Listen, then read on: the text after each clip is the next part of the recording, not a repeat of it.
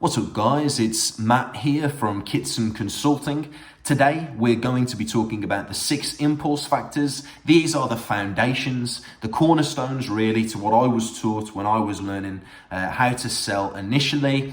And I think that they will be useful to you no matter what it is that you're selling. So I'm going to dive straight into these by talking about greed. Now greed for me is the most important impulse factor hands down. And the reason for that is because if there's no greed in your prospect, in your customer's mind towards your product, then there's absolutely no way that you can make the sale. If you're selling marketing to someone who's literally just signed up with another marketing agency, who's getting great value for money and who's having their return on investment blown out of the water, there's absolutely no point you speaking with them on the phone for 10 minutes because they're not going to want to do anything right now. You'd be better off getting in touch with them again in 3 months when their first quarter comes to an end or whatever it might be. You'd be better off having another conversation in the future where there might be some greed for what it is you're selling.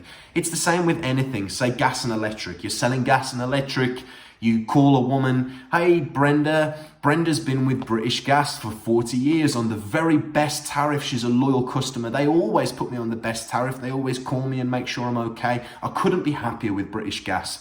Brenda's not going to want to change from British Gas. So you'd be much better off picking up the phone, finding someone who is greedy for your product, who has an immediate and desperate desire for your product, because it's going to be much easier for you to get a sale out of them. If you've got to make 200 calls today, you want to make sure that you're pre-qualifying people early on, and you can do that most effectively using greed.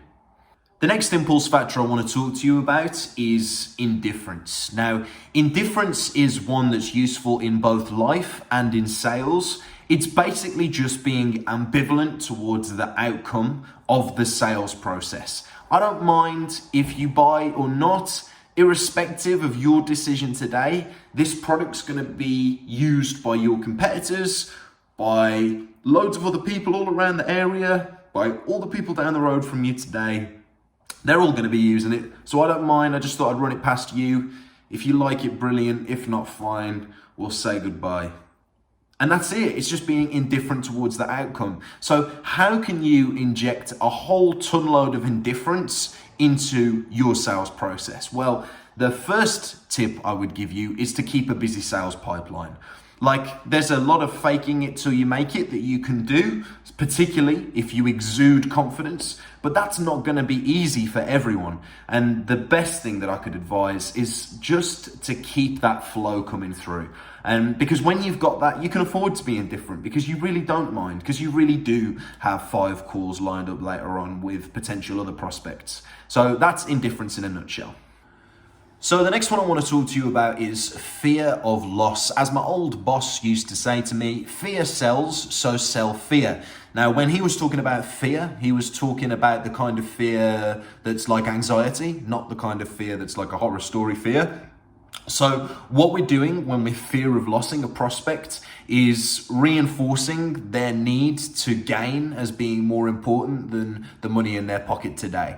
So we see this plastered all over the place, whether it's on our phones, whether it's on the high street. Sale ends today, offer ends Tuesday, buy one now before deal ends. And it's just all the time. There's always new deals going on, etc., etc. So that's fear of loss in a nutshell. The problem with fear of loss, and this is the problem that I see a few people come up against, is where they use it way too early in their pitch. The thing with fear of loss is that it's not useful to use if the person you're speaking with doesn't truly understand the value of your product, because they're not gonna be fear of loss because they don't understand how brilliant what you're selling is. So if you think of a conversation like this in terms of impulse versus time, as time progresses, we want the impulse to go up. And as that impulse goes up, then we can start to use something like fear of loss because we can get that anxiety out of them. But if they don't understand the value of your product, you're knocking on a door that has no one behind it.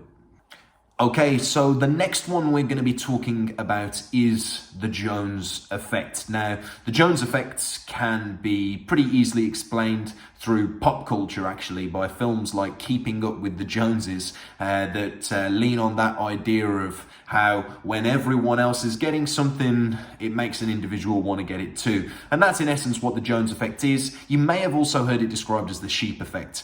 It's just the principle that when everyone else is getting something, you're going to want to follow suit as well. So what we really want to do when we're pitching someone is give them a sense of scale, that right now this product is being used by everyone in the area signing up today. Brenda, I've been chatting with everyone. They're all getting on board. At the moment, I work with ex-competitor. We specifically work in London and we're working with all XXX, all of those in that area. We're all working with them. Just thought I'd reach out to you. You're giving that sense that we've got scale, we're doing stuff, we're working with people. What's that doing? Well, it's doing a few things, but one of the big things is it's offering a lot of trust to the person that you are talking to. They're getting a whole load of trust, and it's relieving their anxiety in talking to you because they're like, well, if they trust you, then I can certainly trust you. So go ahead, Mr. Salesperson, tell me your story.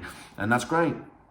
So one of the final ones I want to talk to you about today is urgency. Urgency is giving your prospect, giving your customer a reason to move forward today.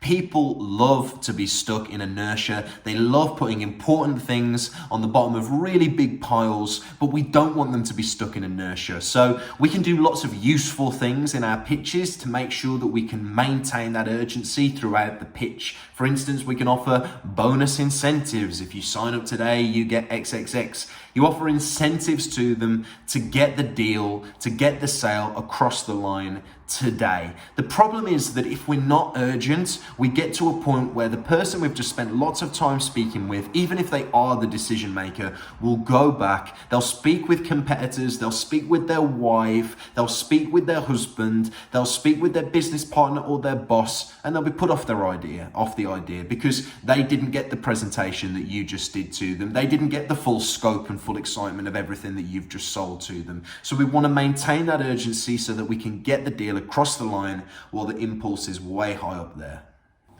Okay, so the final one that I want to talk about is the power of suggestion. The power of suggestion is, in essence, about guiding the thoughts of others into a direction that's beneficial to you. Now, the power of suggestion is not about using Jedi mind tricks to alter the consciousness of others. It's not anything like that, because if you go down the territory of being manipulative, the prospect, the customer you're speaking with, they're going to find you manipulative and they're going to find you annoying and they're going to not want to talk with you anymore. So that's not what we're aiming to achieve. With power of suggestion, we're taking questions that demand an obvious yes, and we're just putting them into our pitch. Beverly, obviously you want to pay less for the same thing, right? Sure, okay, let's get that done for you today. Keith, I'm guessing when it's all said and done, you'd rather have one man doing a one-man job than three, right? Okay, fine, let's get that sorted for you today. These questions demand obvious yeses, and they get your prospect, they get your customer onto the yes train, which then enables the sale to take place. Okay, so that's all 6 of the impulse factors done and dusted. Comment below which one is your favorite, which one you find most useful. I would absolutely encourage you to use all of these in any pitch, whether it's a pitch that you've been given by someone else that you have to do, or whether it's that you're creating a brand new one. I would really encourage you to find the places where you can use all 6 of these impulse factors to your benefit. And I wish you the best of luck with it. Comment down below which impulse factor you find the most useful. Like, subscribe, share, and I'll catch up with you very, very soon.